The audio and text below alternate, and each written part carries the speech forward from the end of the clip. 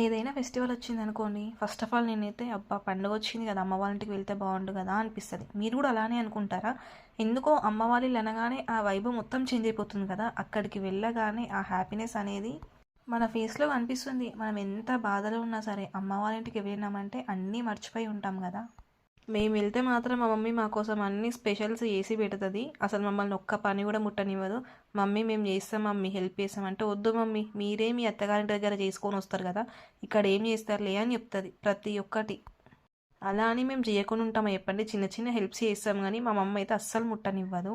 ప్రతి ఒక్క అమ్మ అంతే కదా, బిడ్డలు వాళ్ళ అత్తవారింటి దగ్గర ఎంత కష్టపడి వస్తున్నారో ఇక్కడికి రాగానే వాళ్ళు రెస్ట్ తీసుకోవాలి, వాళ్ళకి ఏ పనులు చెప్పొద్దు అని ఆలోచిస్తారు కదా. మనం పండగకి మన అమ్మ వాళ్ళ ఇంటికి ఎలా వెళ్తామో, మన వదిన కూడా వాళ్ళ అమ్మ వాళ్ళ ఇంటికి వెళ్తుంది కదా పండుగకి. పండగ లేనప్పుడు వెళ్ళినా కూడా సరే తను మమ్మల్ని ఒక్క పని చేయనియదు, అంతా తనే చేసుకుంటుంది. అమ్మ వాళ్ళు అంటేనే రెస్ట్ దొరుకుతుంది కదా, చాలా పీస్ఫుల్గా ఉంటుంది. పిల్లలు కూడా సతాయించినా సరే అమ్మ వాళ్ళే చూసుకుంటారు. అందుకేనేమో అమ్మ వాళ్ళ ఇల్లు అంటేనే అంత ఎగ్జైటింగ్గా ఉంటుంది.